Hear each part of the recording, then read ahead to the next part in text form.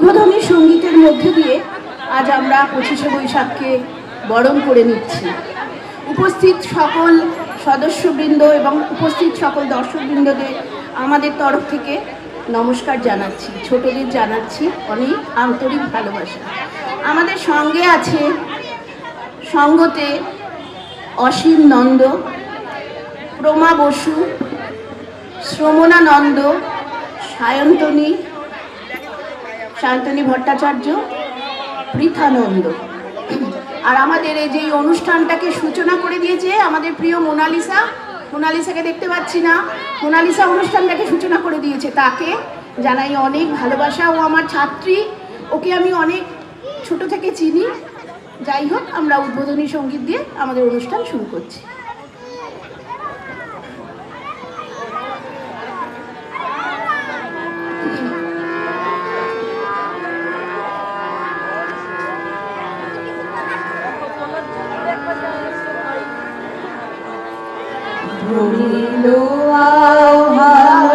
মধুর গম্ভীর প্রভাত মাঝে দিকে দিগন্তরে ভুবন মন্দিরে শান্তি সঙ্গীত বাজে। ধনী দোরে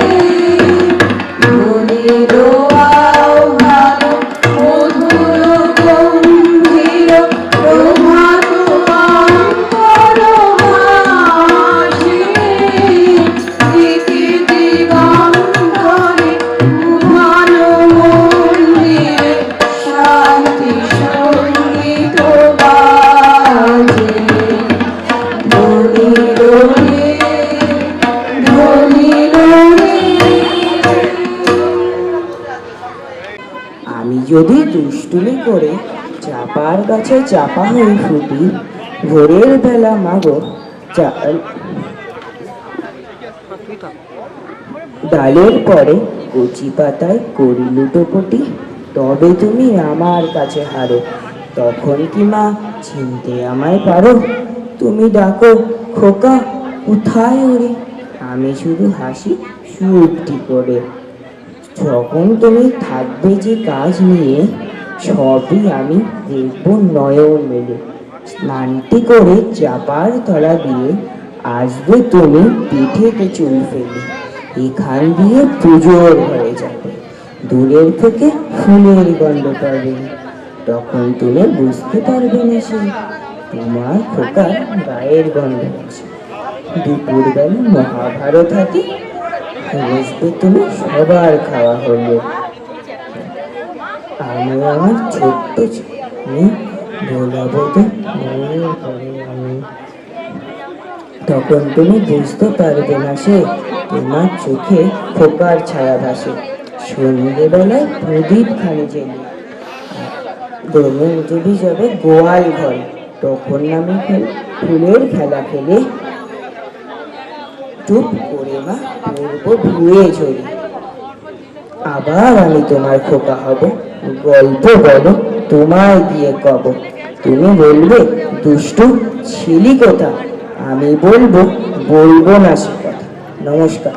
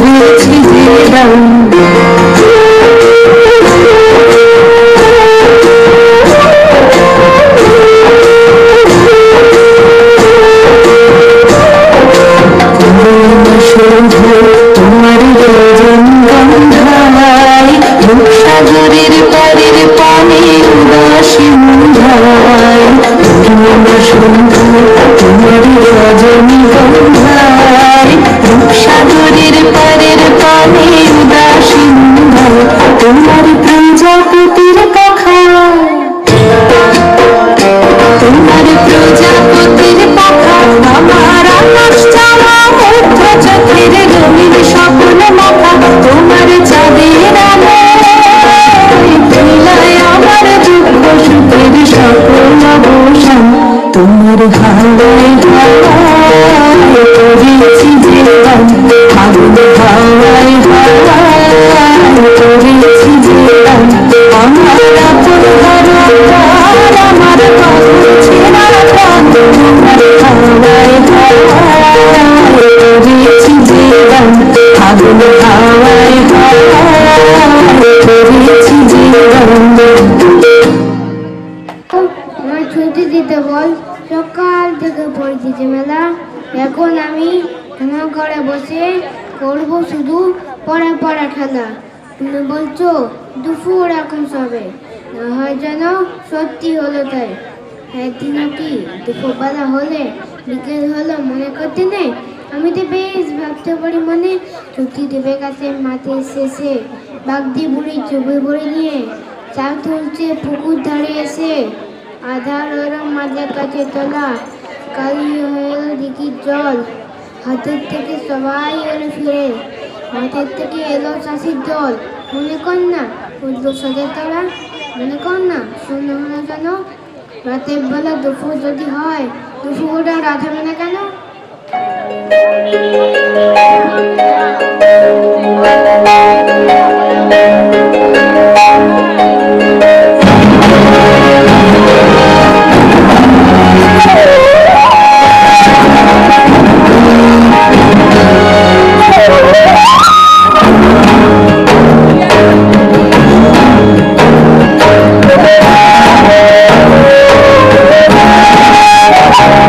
নীলঞ্জন ঘন কুঞ্জ ছায়ায় সমৃত অম্বর হে গম্ভীর হে গম্ভীর।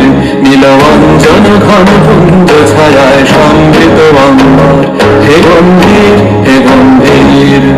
বনলক্ষ্মীর কম্পিত গায় চঞ্চল অন্তর, বনলক্ষ্মীর কম্পিত গায় চঞ্চল অন্তর। ঝঙ্কৃত তার ঝিল্লির মঞ্জির, ঝঙ্কৃত তার ঝিল্লির মঞ্জির হে গম্ভীর হে গম্ভীর। নীলঞ্জন ঘন কুঞ্জ ছায়ায় সমৃত অম্বর হে গম্ভীর হে গম্ভীর।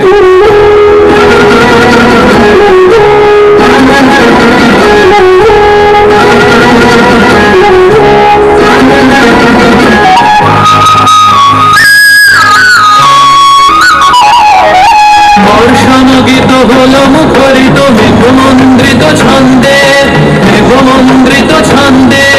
কদম্ব বন গভীর মগন আনন্দ ঘন গন্ধে, নন্দিত তব উৎসব মন্দির, নন্দিত তব উৎসব মন্দির হে গম্ভীর হে গম্ভীর।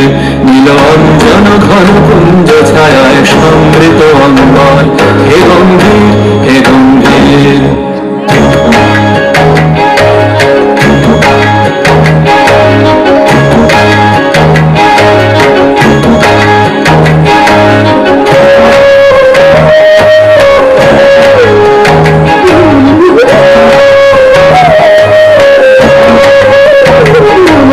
দহনশয়নে তপ্ত ধরণী পড়েছিল পিপাসার দাম, পাঠালে তাহারে ইন্দ্রলোকে অমিত বাড়ির বার্তা। দহনশয়নে তপ্ত ধরণী পড়েছিল পিপাসার দাম, পাঠালে তাহারে ইন্দ্রলোকের অমিত বাড়ির বার্তা। মাটির কঠিন বাধা হলো ক্ষীণ, দিকে দিকে হলো দীর্ণ, নব অঙ্কুর জয় পতাকায় ভরদান সমাকীর্ণ। ছিন্ন হয়েছে বন্ধন বন্দির, ছিন্ন হয়েছে বন্ধন বন্দির হে গম্ভীর হে গম্ভীর। নীলঞ্জন ঘন কুঞ্জ ছায়ায় সমৃত অম্বর হে গম্ভীর হে গম্ভীর। বনলক্ষ্মীর কম্পিত গায় চঞ্চল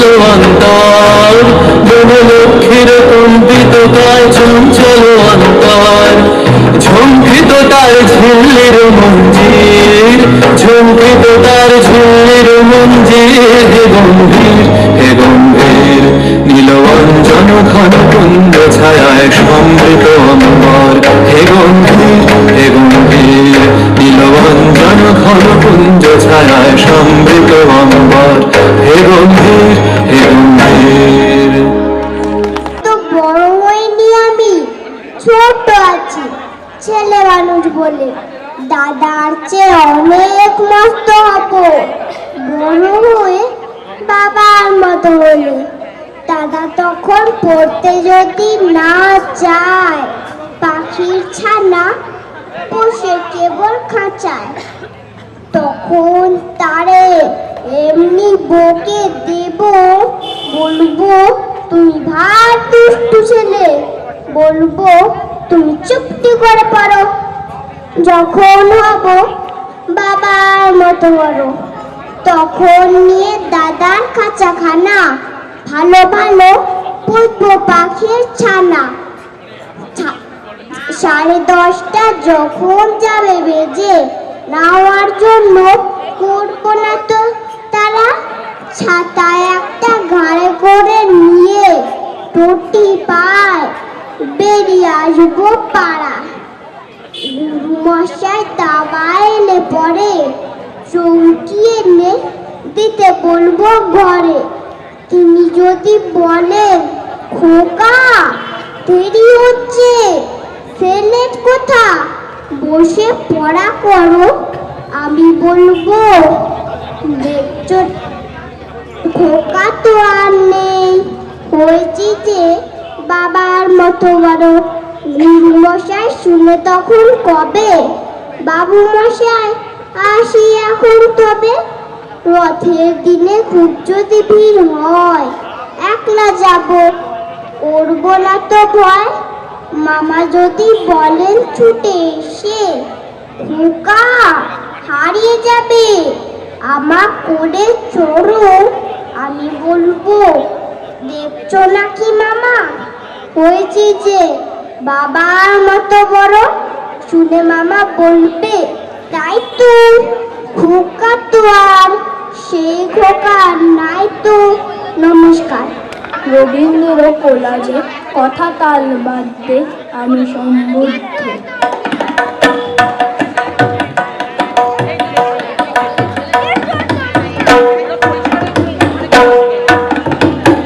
ভেঙে মোর ঘরের চাবি নিয়ে যাবি কে আমারে, ভেঙে মোর ঘরের চাবি নিয়ে যাবি কে আমারে। ও বন্ধু আমার না পেয়ে তোমার দেখা, একা একা দিন যে আমার কাটে না রে।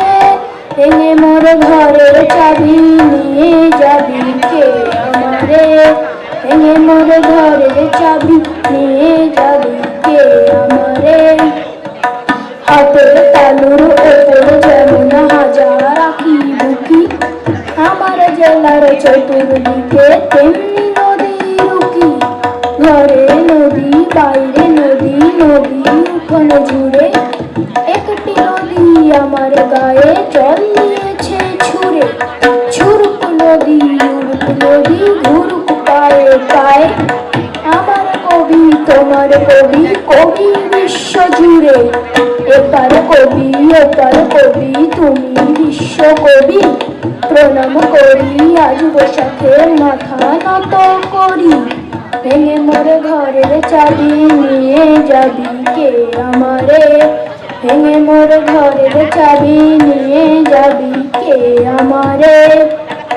কুমুর পাড়ার গরুর গাড়ি বোঝাই করা কলসি হারি, গাড়ি চালায় বংশী বদন, সঙ্গে যে যায় ভাগনে মদন। হাট বসেছে শুক্রবারে, বংশী বনের পদ্মা পারে, জিনিসপত্র দুটিয়ে এনে গ্রামের মানুষ বেচে কেনে।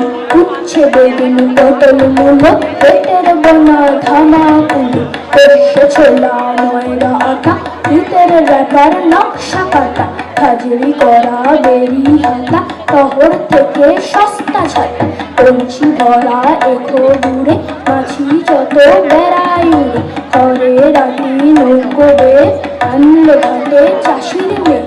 অন্ধকারাই পথের পরে কান শুনিয়ে ভিক্ষে করে। পাড়ার ছেলে স্নানের ঘাটে জল ছিটিয়ে সাঁতার কাটে। ভেঙে মোর ঘরের চাবি নিয়ে যাবি কে আমারে, ভেঙে মোর ঘরের চাবি নিয়ে যাবি কে আমারে। কবি গুরু রবি ঠাকুর তোমার জ্ঞানের আধার ঢাল, বিশ্বে তুমি দুই বাংলা সবার প্রাণে ছড়াওয়াল। কবি গুরু রবি ঠাকুর তোমার জ্ঞানের আধার ঢাল, বিশ্বে তুমি দুই বাংলা সবার প্রাণে ছড়াওয়ালো।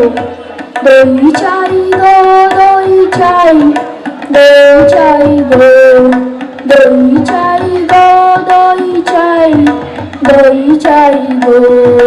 শ্যামলী আমার গায়ে তুলনা তাহার নাই, শ্যামলী আমার গায়ে তুলনা তাহার নাই। কঙ্কনা নদীর ধারে ভোরবেলা নিয়ে যাই তারে, কঙ্কনা নদীর ধারে ভোরবেলা নিয়ে যাই তারে। দূর বাদল ঘন মাঠে তারে, দূর বাদল ঘন মাঠে তারে। সারা বেলা চড়াই চড়াই গো, দই চাই গো দই চাই, দই চাই গো, দই চাই গো দই চাই, দই চাই গো। শুনবো হাতির হাঁচি এই বনে কেষ্টা, নেপালের বনে ফের সারা দেশটা। সুরে সুরে সুশুরি নিয়ে গেল কঞ্চি, রাত জ্বালানো শির রেখেছিল সঞ্চি। জল কাদা ভেঙে ভেঙে করেছিল চেষ্টা, হেঁচে 2000 হাঁচি মরে গেল শেষটা। দই চাই গো দই চাই, দই চাই গো, দই চাই গো দই চাই, দই চাই গো। অল্পেতে খুশি হবে দামোদর সেটকি, মুরগির মোয়া চাই, চাই ভাজা ভেটকি। রান্না কপি জুতো মটকিতে ঘিয়েন, জলপাইগুড়ি থেকে এলো কই জিওনো। চাটনিতে পাওয়া যাবে গোয়ালের পেটকি, চিনি বাজার থেকে এলো তো গরম চা। কাকড়ার ডিম চাই, চাইবে গরম চা। না হয় খরচা হবে, মাথা হবে ভেটকি। মনে রেখো বড় মাপে হওয়া চাই আয়োজন, ফলে বড় খাটো নয় তিনমণির আয়োজন। খোঁজনীয় ছড়িয়ে জিলেপির রেটকি। দই চাই দই চাই, দই চাই গো, দই চাই দই চাই, দই চাই গো, দই চাই দই চাই, দই চাই গো, দই চাই দই চাই, দই চাই গো। নমস্কার। রবীন্দ্রনাথ ঠাকুরের লেখা। আজ আমি নৌকাযাত্রা বলতে চলেছি, আবৃত্তি করে দেখাতে চলেছি। মধুমাঝির ওই যে নৌকাখানা বাঁধা আছে রাজগঞ্জেই ঘাটে, কারো কোনো কাজে লাগে না তো, বোঝাই করা আছে কেবল পাটে। আমায় যদি দেয় তারা নৌকাটি, আমি তবে 100টি ডান আঁটি। পাল তুলে দিই 4টে 5টা 6টা, মিথ্যে ঘুরে বেড়াই না কো হাটে। আমি কেবল যাই একটিবার 7 সমুদ্র 13 নদীর পার। তখন তুমি কেঁদো না মা জানো, বসে বসে একলা ঘরের কোণে। আমি তো যাচ্ছি না কো মা চলে, রামের মতো 14 বছর বনে। আমি যাব রাজপুত্র হয়ে, নৌকা ভরা সোনামানিক বয়ে। আশুকে আর শ্যামকে নেব সাথে, আমরা শুধু যাব মা 3 জনে। আমি কেবল যাব একটিবার 7 সমুদ্র 13 নদীর পার। ভোরের বেলায় দেব নৌকা ছেড়ে, দেখতে দেখতে কোথায় যাব ভেসে। দুপুর বেলায় তুমি পুকুর ঘাটে, আমরা তখন নতুন রাজার দেশে। পেরিয়ে যাব তীরপূর্ণির ঘাট, পেরিয়ে যাব তেপান্তরের মাঠ। ফিরে আসতে সন্ধে হয়ে যাবে, গল্প বলবো তোমার কোলে এসে। আমি কেবল যাব একটিবার 7 সমুদ্র 13 নদীর পার। নমস্কার।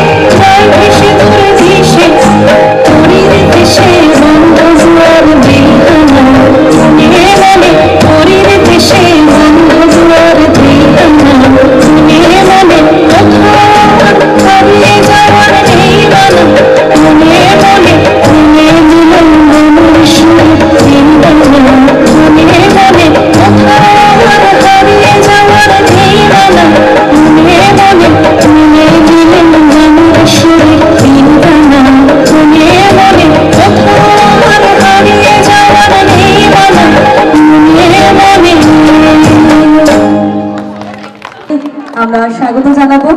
আমরা গর্বিত, নারায়ণপুর থানার সকল আধিকারিক বৃন্দের জন্য গর্বিত। এই মুহূর্তে স্যারের শব্দক্রমের আশীর্বাদ আমরা নেব, দু এক কথা স্যারের কাছ থেকে শুনবো। এই শুভ মুহূর্তে স্যারকে মঞ্চে স্বাগত জানাচ্ছি।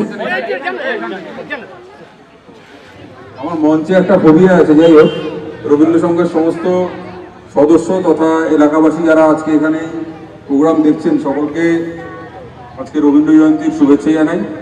আমার এসেই দেখলাম একটি বাচ্চা মেয়ে খুব সুন্দর নাচছিল, খুব সুন্দর বাচ্চাদের প্রোগ্রাম। বড়রাও মনে হয় কিছু পার্টিসিপেট করবেন। তা যাই হোক, অনুষ্ঠান সাফল্যমণ্ডিত হোক এটা কামনা করি। রবীন্দ্রসংঘ সামাজিক কাজে, অনেক সামাজিক কাজে থাকে, কালচারাল জায়গাতেও রবীন্দ্রসংঘ অন্যান্য ক্লাবের থেকে অনেক এগিয়ে। আমার মনে হয় এখন আমাদের বিধায়ক সাহেব আসেননি, বিধায়ক সাহেবের একদম সক্রিয় পৃষ্ঠপোষকতা এখানে এই ক্লাবের সাথে রয়েছে আমি জানি। এছাড়াও ক্লাব মেম্বাররা যারা আছেন তারাও খুব সক্রিয়। এই ক্লাব আরও অগ্রগতি লাভ করুক সেই কামনা করি। সকলে ভালো থাকবেন, ধন্যবাদ।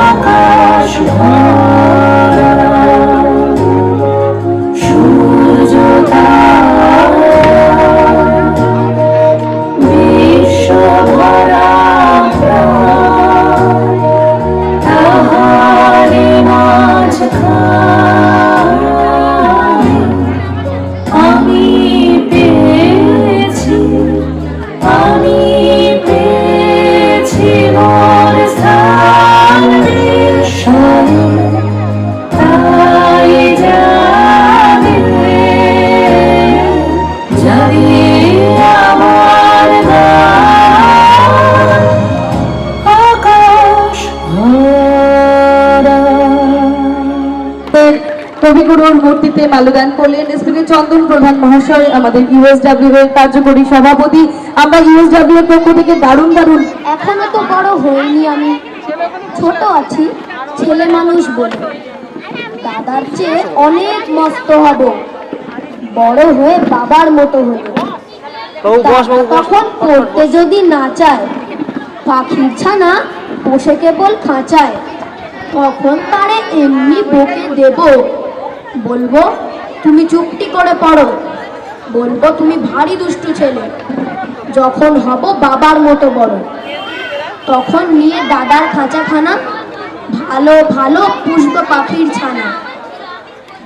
10:30 যাবে যখন বেজে, নাবার জন্য করবো নাহি তারা।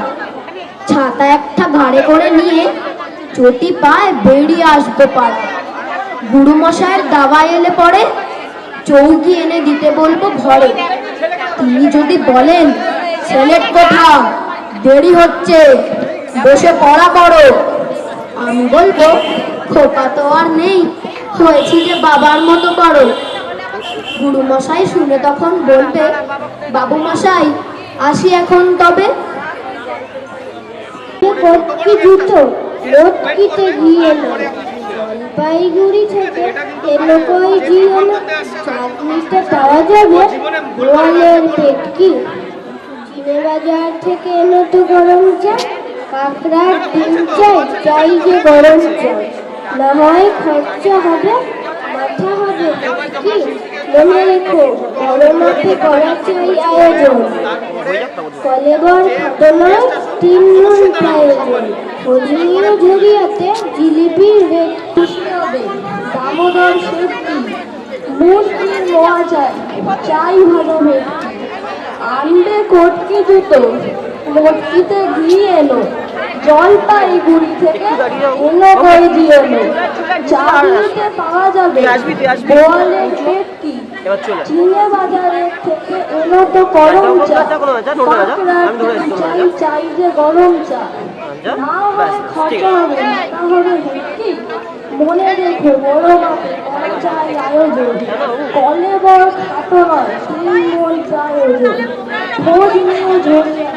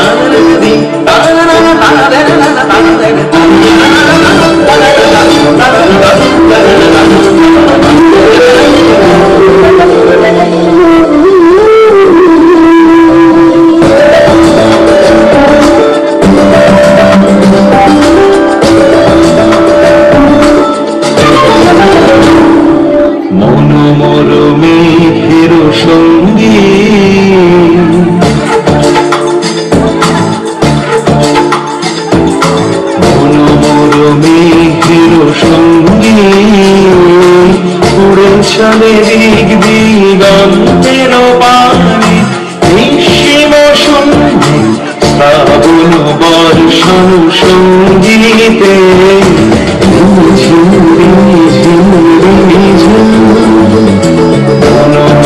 মেঘের সঙ্গী উড়ে চলে দিক দিগন্তের পানে নিঃসীম সন্ধি শ্রাবণ বর্ষণ সঙ্গীতে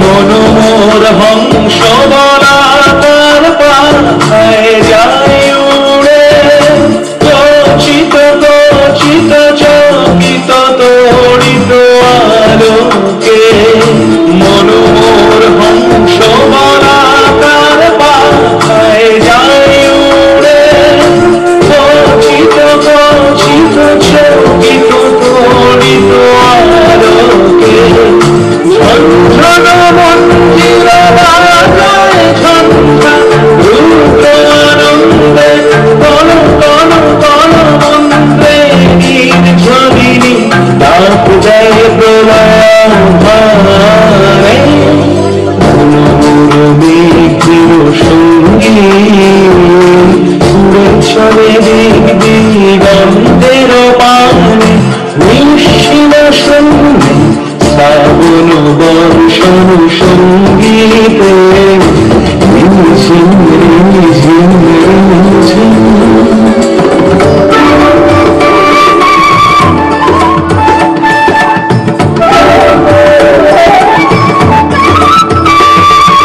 বায়ু বহে পূর্ব সমুদ্র হতে ছল ছল ছল প্রতিমি তরঙ্গে বায়ু বহে পূর্ব সমুদ্র হতে ছল ছল ছল প্রতিমি তরঙ্গে মনোমোর ধায় তারি মত প্রবাহে তাল তোমার অরণ্যে মনোমোর ধায় তারি মত প্রবাহে তাল তোমার অরণ্যে ক্ষুব্ধ শাখা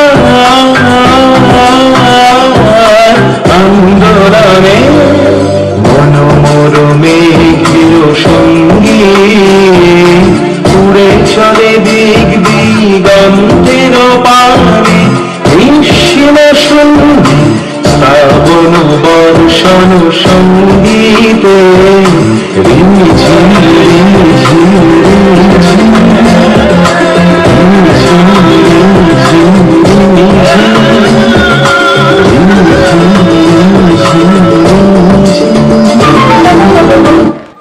নমস্কার। বিশ্বকবি রবীন্দ্রনাথ ঠাকুরের বঙ্গভাষা। পুণ্যে পাপে সুখে দুঃখে পতনে উত্থানে মানুষ হইতে দাও তোমার সন্তানে। হে স্নার্থ বঙ্গভূমি তব গৃহ করে চির শিশু করে আর রাখিও না ধরে। পদে পদে ছোট ছোট নিষেধের ডোরে বেঁধে বেঁধে রাখিও না ভালো ছেলে করে। প্রাণ দিয়ে দুঃখ সয়ে আপনারই হাতে সংগ্রাম করিতে দাও ভালো মন্দ সাথে। ছিন্ন শান্ত সাধু তব পুত্রদের ধরে দাও সবে গৃহ ছাড়া লক্ষ্মী ছাড়া করে। 7 কোটি সন্তানের হে মুগ্ধ জননী রেখেছ বাঙালি করে মানুষ করো। যদি তারে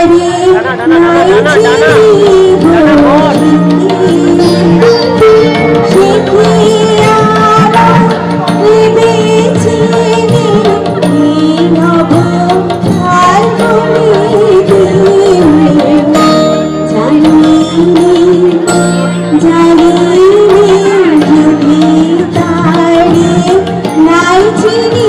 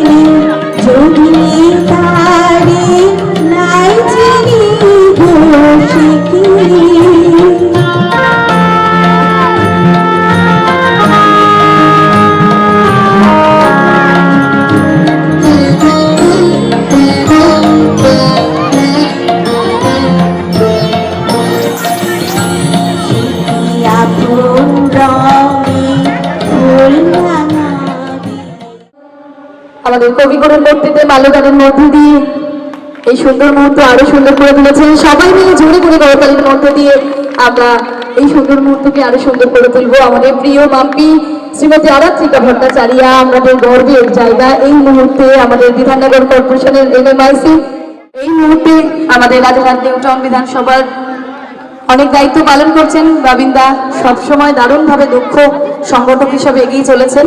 প্রিয় দিদিকে অভিনন্দন জানানোর জন্য এবং বরণ করে নেওয়ার জন্য সবাই সামনের দিকে একটু দেখাবেন, একটা ফটো নেওয়া হবে। প্রিয় সঞ্চালিকা, তোমার নামটা সমতা আছে, মোনালিসা আছে, মঞ্চে উপস্থিত আছে রাজারহাট নিউটাউন বিধানসভার বিধায়ক, আমাদের সকলের প্রিয় এই এলাকার অভিভাবক মাননীয় তাপস চট্টোপাধ্যায় মহাশয় আছেন, রবীন্দ্রসংঘের সদস্য এএসডব্লিউ সম্পাদক মাননীয় সুমন ঘোষ মহাশয় আছেন, এএসডব্লিউর কার্যকারী সভাপতি চন্দন প্রধান মহাশয় আছেন, রবীন্দ্রসংঘের সকল সদস্য। সকলকে আমার তরফ থেকে শুভেচ্ছা অভিনন্দন এত সুন্দর একটা অনুষ্ঠান করার জন্য। আজকে 25শে বৈশাখ, আপনারা সকলে জানেন কবিগুরুর প্রতি সবার আগে প্রণাম জানাচ্ছি। আজকে বাংলা ও বাঙালির গর্বের দিন। আর রবীন্দ্রসংঘ প্রত্যেকবারই এই অনুষ্ঠানটা করে, জাস্ট 2 বছর কোভিডের জন্য আমরা করতে পারিনি। আজকে 2 বছর পরে এইভাবে একত্রিত হয়ে সবাইকে দেখে খুব ভালো লাগছে। খুব সুন্দর অনুষ্ঠান হচ্ছে এবং রবীন্দ্রসংঘ সারা বছর থেকে সাংস্কৃতিক অনুষ্ঠান না, সামাজিক কর্মসূচিতেও সব থেকে এগিয়ে থাকেন। সকলকে আমার তরফ থেকে রবীন্দ্রসংঘের আবারও সবাইকে শুভেচ্ছা জানিয়ে আমার ক্ষুদ্র বক্তব্য শেষ করছি। সকলে ভালো থাকবেন, সুস্থ থাকবেন, নমস্কার। সঞ্চালক শোভনানন্দ ও নন্দ পরিবারের ওদের তো মাসোদা শিক্ষক পরিবার ওদের সবটাই তো আমি খুব ভালো মোনালিসা তো অফিসে ও হচ্ছে প্রফেশনালি সঞ্চালক তো মানে আছেন, মঞ্চে আছেন। এখন যেহেতু বাবা মেয়ে যতই হোক পদাধিকারী হচ্ছেন মেয়র ইন কাউন্সিল, তো আমাকে আরাধিকা ভট্টাচার্য আমাদের এই ওয়ার্ডের কাউন্সিলর, আমারও কাউন্সিলর, কারণ আমি 4 নম্বর ওয়ার্ডে থাকবো, সবসময় 3 নম্বর ওয়ার্ডের মানুষ বলেই মনে করেছি। চন্দন প্রধান আমাদের খুব ভালো খেলোয়াড় ছিলেন, ইএসডব্লিউ কার্যকারী সভাপতি, সারাদিন পরিশ্রমের মধ্যে আছেন কাল থেকে ইএসডব্লিউ এ। আর এই মানে এই ক্লাবের সম্পাদক, যুগ্ম সম্পাদক, তিনি নাম যেন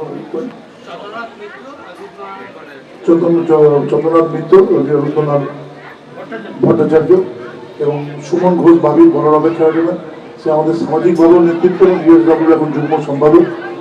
বাবিনের ভাই সিরাজের খুব গুণী মানুষ, বাক্য আমাদের প্রখ্যাত খেলোয়াড় ছিলেন, আমরা তাকে বাবাই বলে জানি, ভালো নাম আমি ভুলে যাই, গোবাই সুজয় ঘোষ। আর আরেকজন আপনাদের খুব খুব অ্যাক্টিভ লোক আছেন, মানে মানে সুব্রত সাহায্য আছেন, আরেকজন হচ্ছেন আপনাদের গিরি, আমরা গিরি বলেই জানি, গিরিরাজ সাহা।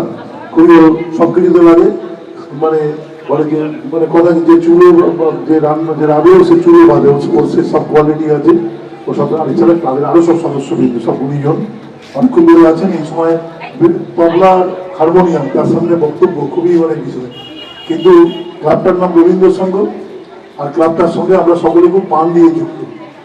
আর এমন একটা দিন আমাদের কাছে, এই দিনটা খুব তাৎপর্যময়, একটা হৃদয়ের দিন আমাদের সামনে। রবীন্দ্রনাথ মানে আমার ব্যাখ্যা হচ্ছে, রবীন্দ্রনাথ মানে একটা দর্শন। দর্শন কাকে বলে? যার বর্তমান সত্য, যার অতীত সত্য ছিল, যার ভবিষ্যৎ সত্য। রবীন্দ্রনাথের মধ্যে আমরা অনেক আধুনিক হবো, আমাদের জামা প্যান্টের পোশাক বদলে যাবে, কিন্তু কিন্তু কিন্তু কিন্তু দেখুন আমাদের রবীন্দ্রনাথ ছিল আধুনিক। রবীন্দ্রনাথ সম্বন্ধে মানে আমার এই জন্যে আমরা রবীন্দ্রনাথ সম্বন্ধে তো আমরা অনেক পর্যবেক্ষণ করি। রবীন্দ্রনাথকে যে কোনোভাবেই আমাদের দেশের বুদ্ধিজীবীরা, সকল এলিট সোসাইটি তাকে আলমারি বন্দি করে রাখে, রবীন্দ্রনাথ তাদের জন্য। এই জন্য শরৎচন্দ্র আক্ষেপ করে বলেছিল, রবীন্দ্রনাথ দেখে আমাদের জন্য, আমরা লিখি তোমাদের জন্য। আর রবীন্দ্রনাথকে সরলভাবে ব্যাখ্যা করার একটা বিষয় আছে, রবীন্দ্রনাথের কোনো একাডেমিক অ্যাটেন্ডেন্স সেভাবে ছিল না।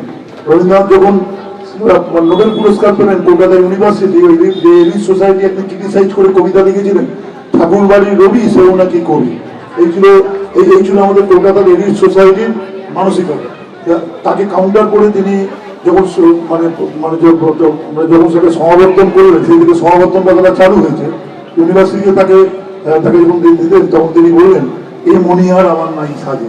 এই গানটার প্রেক্ষাপট হচ্ছে এইটা দিয়ে রবীন্দ্রনাথ আক্ষেপ করে বলেছিলেন, মানে বিষয় কতগুলো আক্ষেপের মধ্যে একটা আক্ষেপ ছিল, আমরা বাঙালিরা বেনিয়া হতে পারি না, শুধু কর্মেই হতে পারি। এই ইংরেজরা প্রথমে রবীন্দ্রনাথ আমাদের এই বাংলাতেই জানেন যে অতীত যদি ভারতবর্ষের ইতিহাস দেখেন, ব্রিটিশ আমলে ওরা কলকাতাকে রাজধানী করেছিল, আমাদের পৌরাণিক আমাদের মেধাটাকে ওরা ব্যবহার করেছিল, করেছিল। রবীন্দ্রনাথ আজকের যুগে জন্মালে, আজকের যুগ দেখলে বলছেন যে মানে বাঙালিরাও বা মানে মানে এরকম ভাবে হতে পারে, বেনিয়া হতে পারে, মানে না করে উপায় নেই। আজকের অর্থনৈতিক যেখানে আগে যেমন শিল্প করলে কিছু মানুষের চাকরি হতো, পৌরাণিক মানসিকতা থাকতো, কিন্তু কিন্তু কিন্তু রবীন্দ্রনাথকে পর্যালোচনা করা ছাড়া তো আজকের দিনে কোনো গত্যন্তর নেই। এই 25শে বৈশাখটা আমাদের সারা পৃথিবীর কাছে মাথা উঁচু করার মতো আমাদের মাস।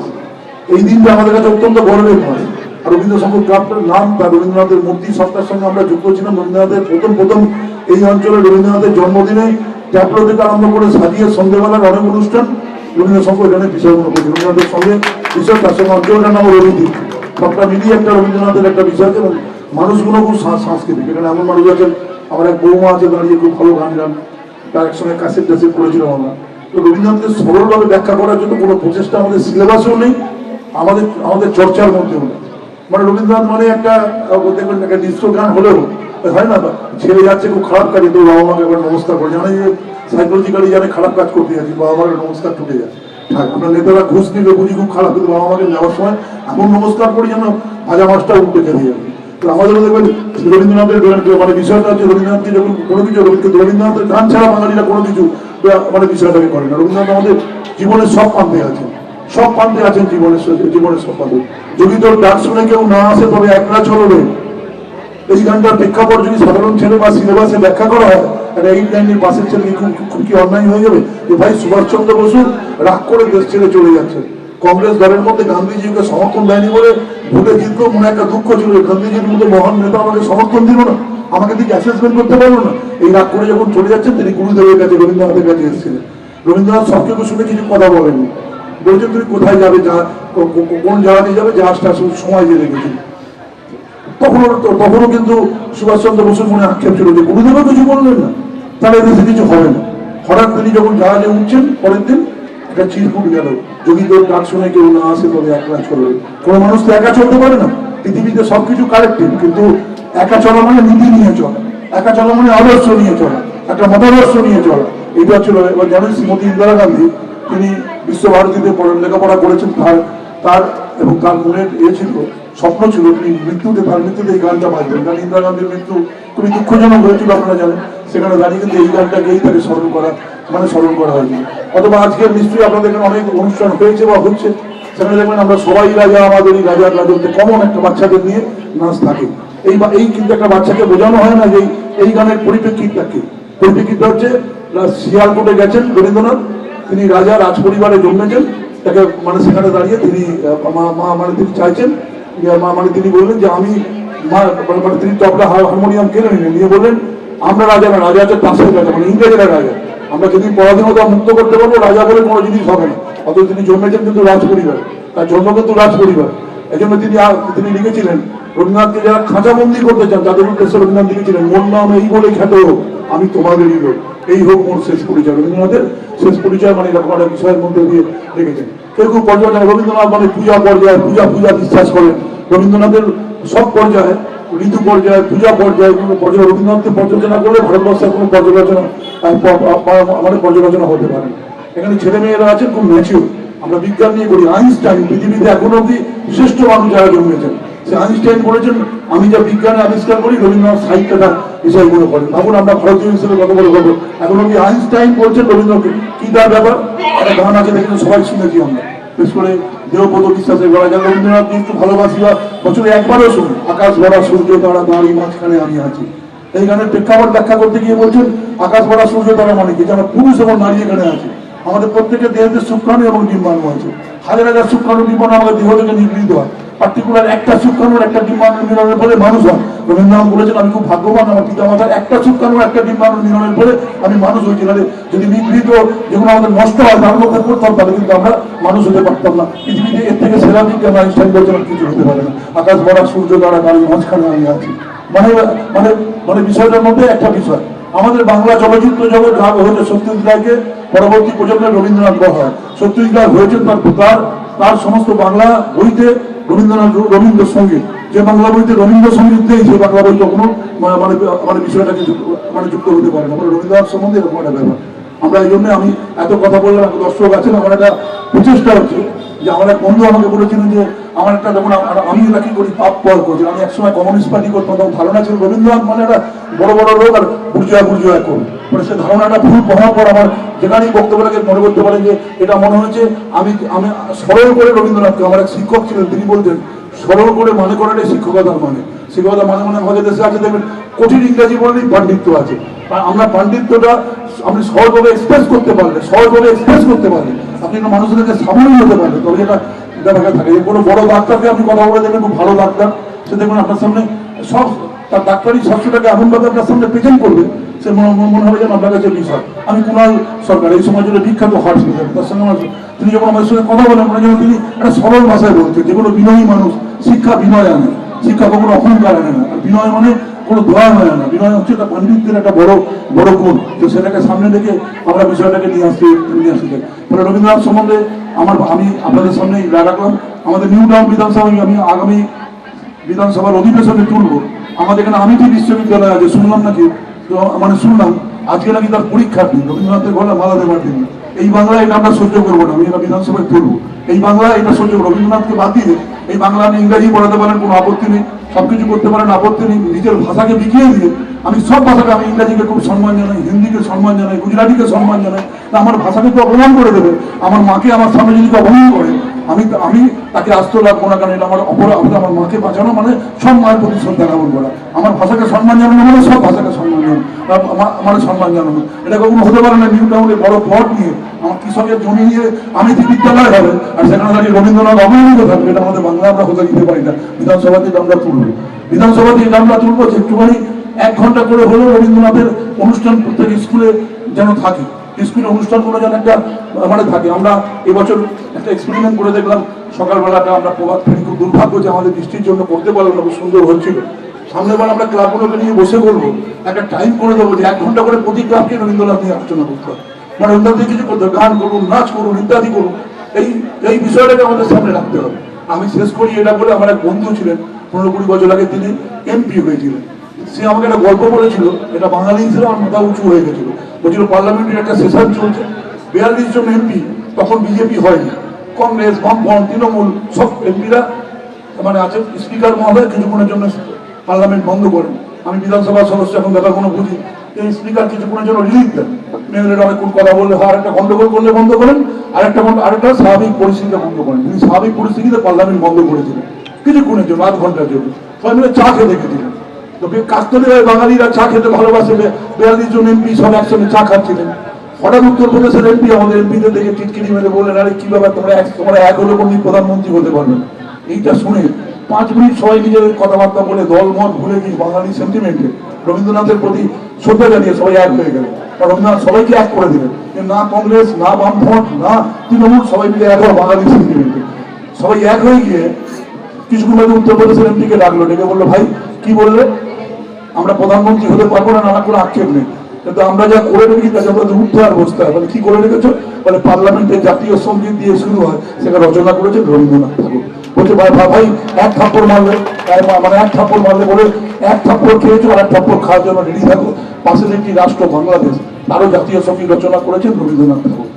মানে বুঝে দেখুন, ইংরেজদের শেক্সপিয়ার নিয়ে গর্ব আছে, এটা গর্ব, শেক্সপিয়ার গর্বের মতো মানুষ। কিন্তু আমি বলছি সারা পৃথিবীতে এরকম কোনো মনীষী নেই 2টো রাষ্ট্রের জাতীয় সঙ্গীত রচনা করেছেন একটা মানুষ।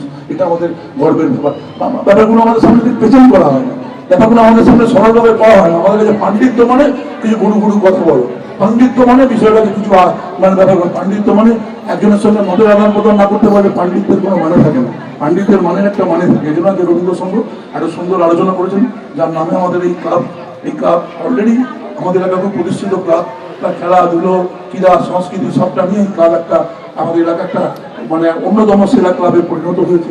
কোভিড পরিস্থিতির সময় তারা গিয়ে একদম আমাদের নিউ টাউনে আমার সঙ্গে গল্প করতে করতে ভাবিন আমার খুব সহকর্মী, খুব আমার থেকে বয়সে ছোট হলো, ও আমার সঙ্গে অনেক ব্যাপারে থাকেন। আমি যখন খুব একা থাকি, কোনো জায়গায় যাই, ভাবিনকেই সঙ্গে দিন, ভাবিনেন মানে একটা মানে সব কিছু ব্যাপারে খুব ঠান্ডা মাথার ছেলে, খুব বুদ্ধি রেখে বিষয়গুলো করে, আমি ওকে খুব পছন্দ করি। তো আমি ওই জন্য ওকে আমি বলছিলাম যে ভাবিন সবাই তো লরি ফরি নিয়ে সুন্দরবন যাচ্ছে, আমাদের নিউ টাউন বিধানসভা তো গরিব এলাকা আছে, যারা এই কোভিড পরিস্থিতিতে না খেয়ে আছে।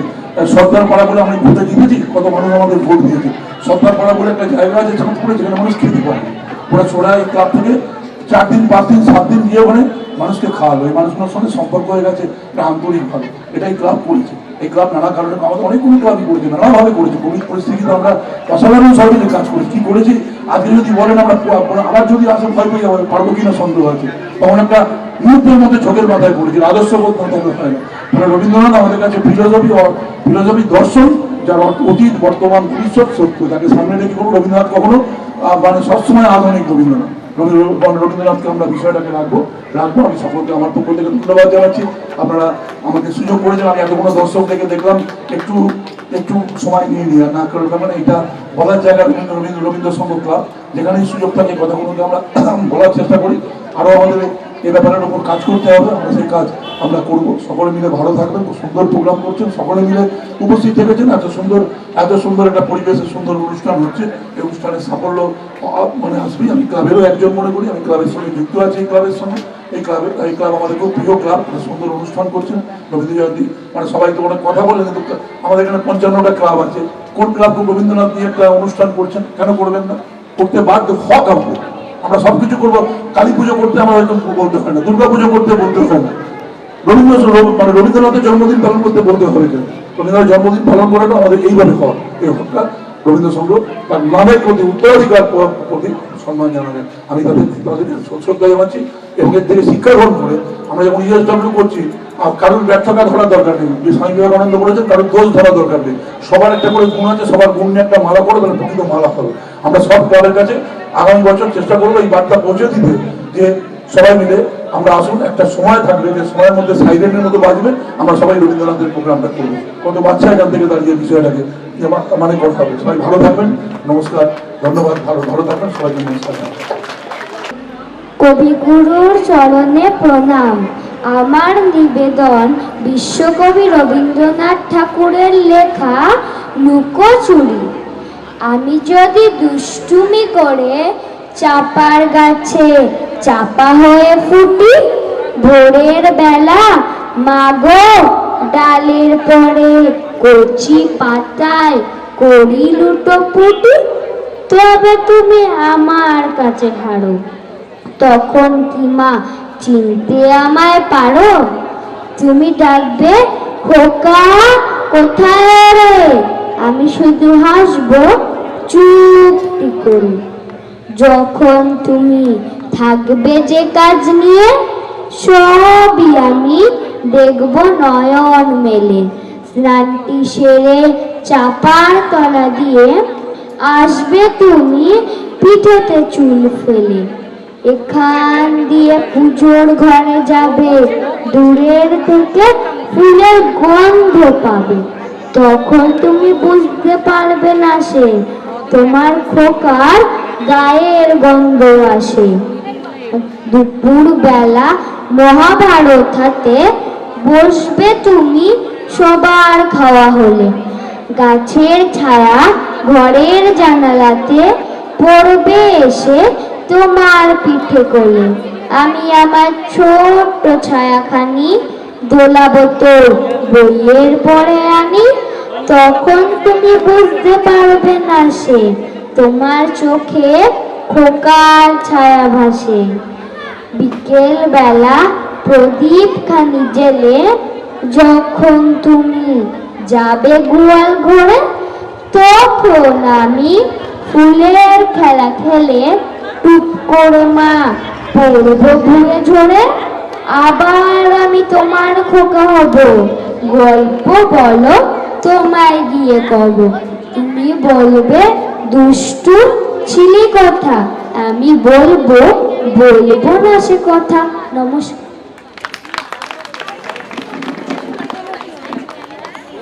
ধন্যবাদ জানাই অর্জুন ঘোষকে।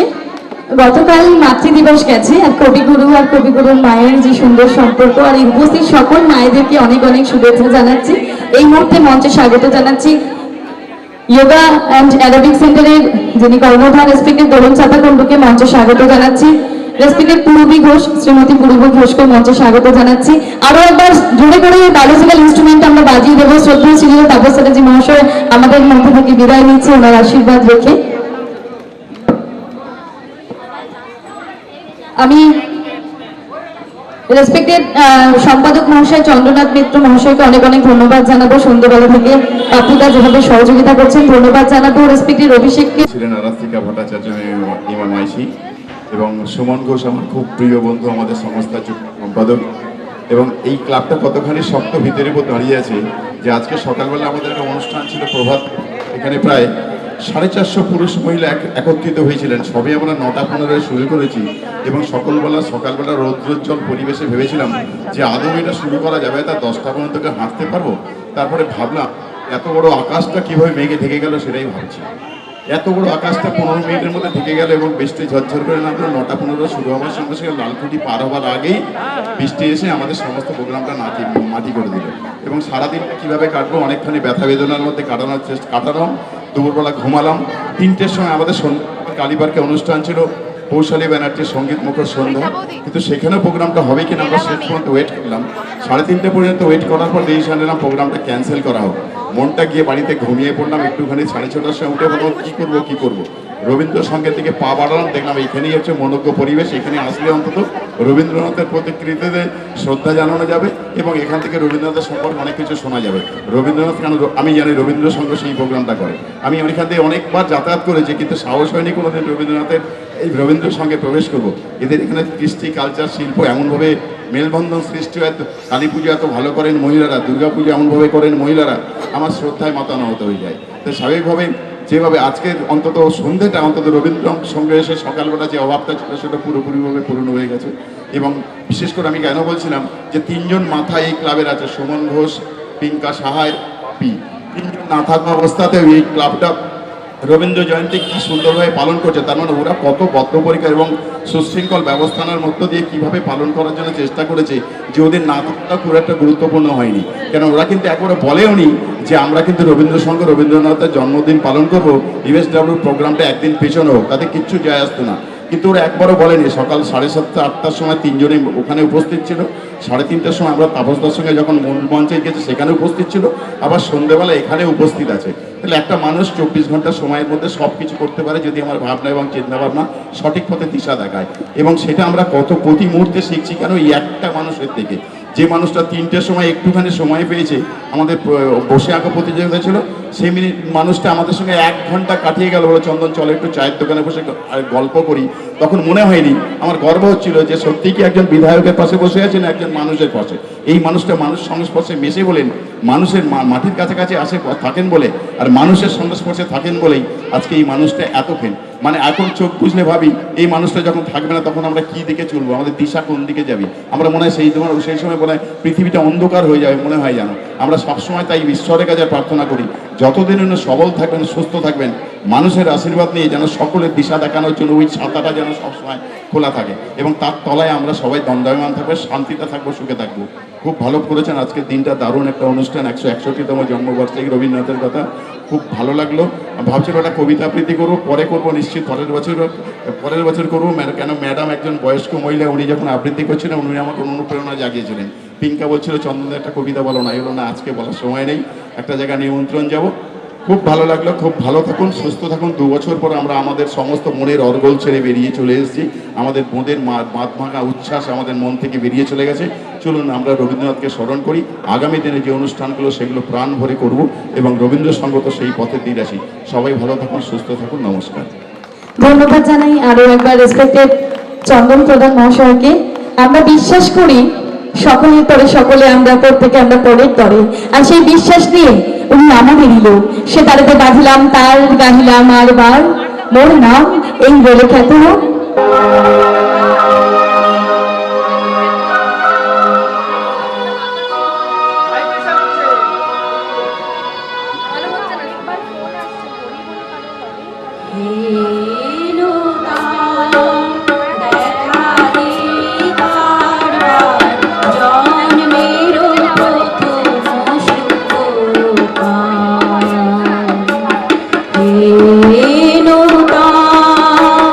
দেখা দিয়ে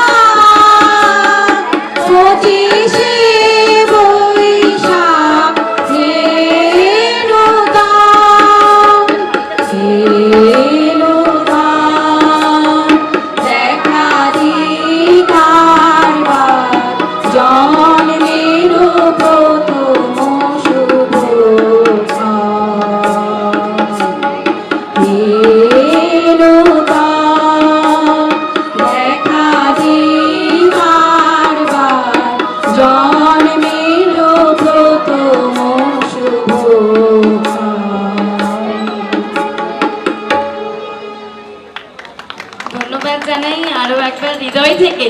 ছোট্টবেলায় দেখুন কবিগুরুর গান আমরা করেছি, কবিগুরুর কবিতা আমি বলেছি, কিন্তু জীবনের স্বপ্না কাকিমা হয়তো সেটা থেকে হারিয়েই ফেলেছিল, কিন্তু আবার চর্চায় ফিরে এলো, তাই না, রবীন্দ্রসভা ক্লাবের জন্য। তাই রবীন্দ্রসভা ক্লাব এবং পুরবিদির জন্য একটা জোরে করে হাততালি হবে এই উদ্যোগ গ্রহণ করার জন্য। যারা শিল্পী তারা তো শিল্পী চর্চা করছেন সব সময়, কিন্তু যারা শত ব্যস্ততার মাঝেও নিজের প্রাণের কবিকে কখনো ভোলেনি।